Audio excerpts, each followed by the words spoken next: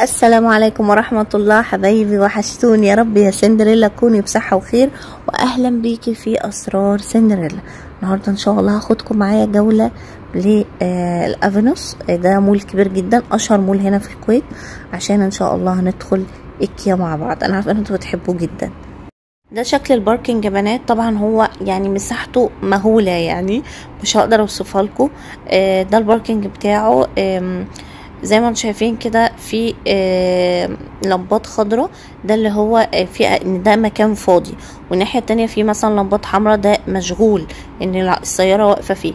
بس احنا طبعا ما ركناش في الاخضر لان هيبقى بعيد عن المدخل اللي احنا عايزينه، فهو متقسم لمداخل بارقام، وانت بتحاولي توصلي لاقرب مدخل يوصلك المكان اللي انت عايزاه. هنا طلعت الايكيا. طبعا هو حاطط ده في الاول حاجه اسمها بازار. هو عامل بازار يا بنات، يعني بصراحه منزل الاسعار بتاعته جدا، ما كانش ينفع ان انا اروح من غير ما اصور لكم وتستفادوا.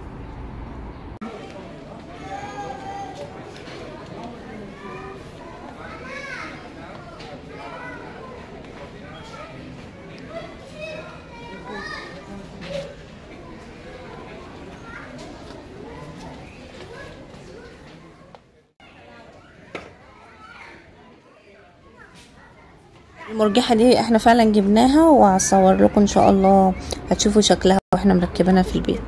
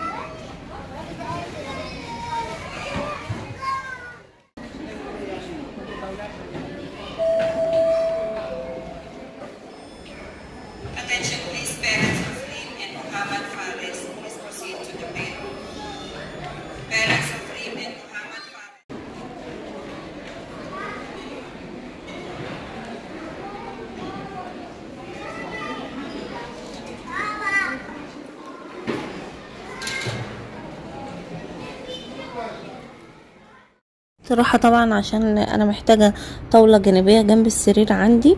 من اول ما نقلته انا كنت عايزة بصراحة، بس يعني كنت جايبة كله مع بعضه، فقلت استنى شوية، فعجبتني دي جدا.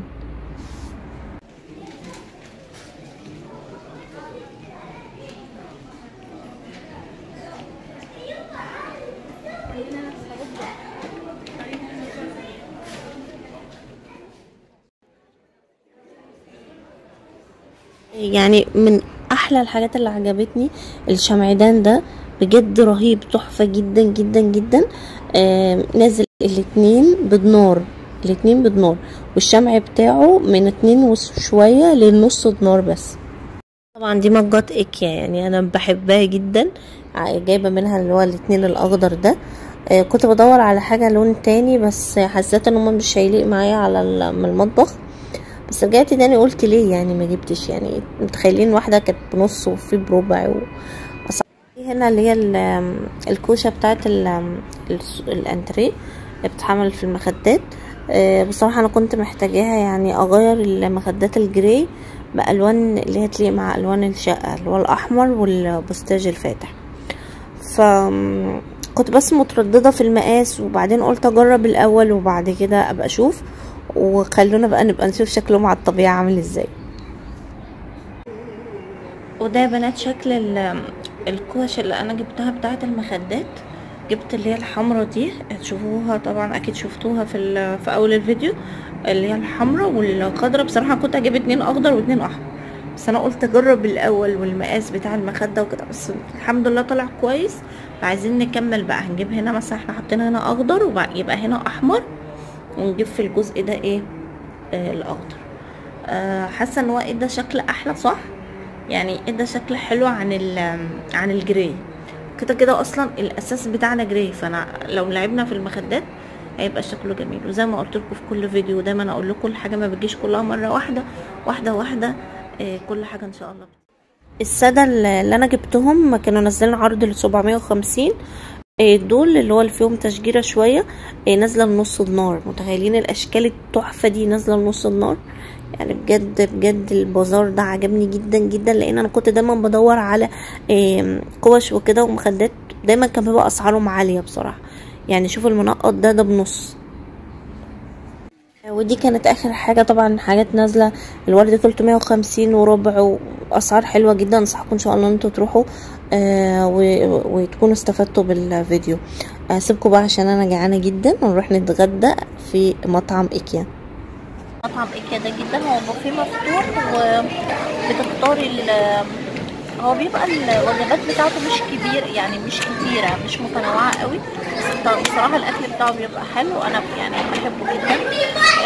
وكل حاجة هو كاتبلك عليها سعرها كام. يعني مثلا اللحمة بصوص كاتبلك فوق كده سعرها مثلا 2 دينار الطبق، فانت مثلا بتجيبي الطبق وبتقعدي تلفي على الحاجات اللي انت عايزاها. تجيبي لحمة، تجيبي جمبري مقلي، بتنقي العيش، البيبسي والمشروبات فري. يعني مثلا انت بتحاسبي على 2، بس لو انت عايزه تقولي كذا مره تجيبي مفيش مشكله. لكن الاكل كل طبق بسعر. يعني طبق زي ما قلت لكم الستيك اللحمه بسعر، طبق الجمبري المقلي بسعر، طبق لو في اليال كوبيبه بسعر، طبق لو في مشويات بسعر. انت بتختاري اللي انت عايزاه. بيبقى معاكي عربيه كده اوريها لكم دلوقتي لما ابو فيروز يجي، وبتمشي تشوفي الاكلات اللي انت عايزاها. طبعا انصحكم ان انتوا تيجوا، بس في يوم ما يبقاش يوم جمعه، خليه يوم يبقى في نص الاسبوع عشان ما يبقاش زحمه قوي. هنا بنات حاطين لك في كل يعني ركن كده في ميكروويف لو انت عايزه تسخني الاكل، لو الاكل بتاعك برد مثلا، وسكر بانواعه، سكر بني او سكر ابيض، كاتشب.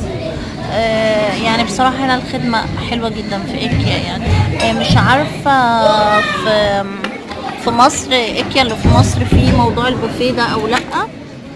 كمان في بيبقى عنده فواكه اهو، بيقول لك فريش فروتس بدنا وربع. شايفين يا حبايبي كده؟ دي شكل العربيه اللي بقولك عليها، بيبقى زي نظام صواني، وانت بتجيبي طبق فاضي وبتختاري الحاجه اللي انت عايزاها. ده دجاج كده بصوص مع الرز الابيض، طعمه حلو قوي، احنا بنحبه. وطبعا لازم طبق السلطه، الذره والكول سلو. عندي فريق بيحب، يعني اسيا بتحب الذره روزي بتحب الكول سلو. العيش اساسي. ورق العنب، ورق العنب تحفه، بس ده ورق عنب اللي هو البارد. حبايبي كانت الجوله بتاعتنا في ايكيا. طبعا انا صورت لكم حاجات بسيطه من البازار اللي هو عامله. بصراحه انا ما كنتش اعرف، بس جارتي يعني ربنا يخليها ليا قالت لي ان هو عامل بازار وكده، لان هو هينقل مول 360، فقلت فرصه. الحمد لله يا حبايبي احنا وصلنا البيت بالسلامه. دلوقتي بقى هنبدا نركب الترابيزه بتاعتنا. ده الكتالوج بتاعها، الحمد لله ربنا وفقني، جبتها بسعر 4 دينار 900. طبعا ده يعني سعر حلو جدا، لان انا كنت نفسي في طاولات، وكانت دايما طاولات في ايكيا بتبقى مثلا فوق 20 كلام من ده، فالحمد لله جبتها بسعر كويس. ده يا حبايبي شكل الترابيزه بعد ما اتركبت، شكلها عجبني قوي. ويلا بينا بقى نشوف هنحطها ازاي وهنحط عليها ايه. وده شكل يا حبايبي الترابيزه بعد ما ركبناها. وانا جبت لكم وريتكم شكل الكتالوج بتاعها كان ازاي. بصراحه انا كنت محتاجه ترابيزه هنا، طاوله جانبيه جدا جنبي جنب السرير. ما كنتش بعرف احط الموبايل، ما كنتش بعرف احط حاجه سخنه اشربها. بس يعني زي ما بيقولوا لبوس برينول، يعني انا بقالي تقريبا 3-4 شهور نقله وما كانش عندي حاجه. ده يعلمكم ان مفيش حاجه بتيجي على طول، كل حاجه ممكن تيجي بالصبر، ومع الوقت ممكن تيجي باللي انت عايزاه. طبعا ده الشمع اللي انا وريته لكم في الحلقه بتاعت جوله في ايكيا. كمان طلع شكله حلو جدا وشيك جدا، وعرض حلو قوي ان الاتنين مع بعض بالنار. والشمع ده شمع مش بيخلص بالبطاري. دلوقتي هنركبهم مع بعض وهنشغلها ونشوف شكلها بيبقى عامل ازاي. كانوا الاربع شمعات من 2 دينار وربع او 2 دينار 750، نازله لنص دينار بس الاربع شمعات. والفاز دي طبعا كلها يعني مشهوره جدا في ايكيا، عامله 350. دي 350 فلس، واي ورده من دول بنص بربع النار. وبتاعه المناديل. وانا جبت لون المناديل ده يعني مش اللون اللي هو البترولي ده ولا اللون الكحلي، لون افتح شويه عشان يمشي معاه. وبتاعه اللي هي زي الخشب ده كان التلاتة مع بعض بنص النار، التلاتة مع بعض. فانا سبت 2 في المطبخ وحطيت واحدة هنا عشان لو هشرب الكوفي او اي حاجة سخنة وانا جنب السرير. تحت حطيت الباسكت بتاع الزبالة اعزكم الله. بس كمان ان شاء الله هجيب بوكس كده شكله حلو ويليق مع لون الأوضة، احط فيه الكتاب اللي بقرأه قبل النوم اللي بلبسها على عيني عشان اعرف انام كويس من غير ما يجيله صداع، خصوصا فترة النهار، لان الستارة اللي عندي هنا مش بلاك اوت 100%، يعني بتدخل النور، فبيجيلي اللي هو الصداع النصفي ده، ربنا يعافيكم. فلازم بلبس الجزء اللي بتحط على العين ده بالذات فترة الصبح لو هنام تاني، ومثلا بعد ما بنزل الفيروز المدرسة. مبسوطة ان طلع شكلها حلو قوي، وحاسة شكلها شيك ومريح جدا جنب السرير. خلينا نشوف شكلها كده بعد ما هنور الشمع يبقى شكلها عامل ازاي.